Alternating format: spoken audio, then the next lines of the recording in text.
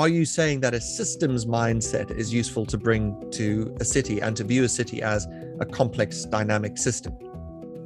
I think that's right. If you think about the emergence of cities around 7,000 years ago, east of the Mediterranean, you can very well imagine, of course, that this was well before even the very first industrial revolution, which is only sort of 200 years ago.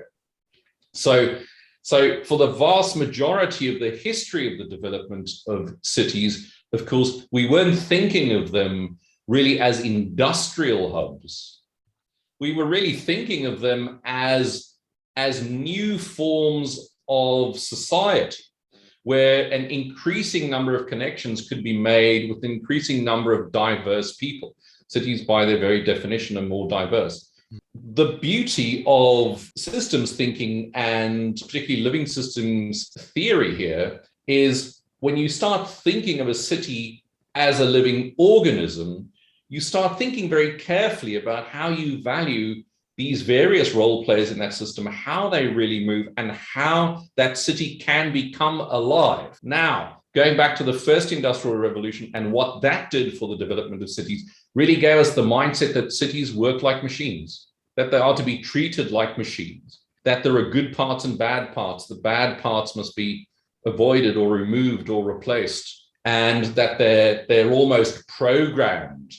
That's the way that city fathers would think about it. But when you think about where we are now, we're almost relearning the wisdom of living systems and thinking about how cities can be viewed through a living systems lens that help us to think about the wisdom of cities that include these leaders we just referred to, and how that wisdom, for example, flows through the city, moves through the city.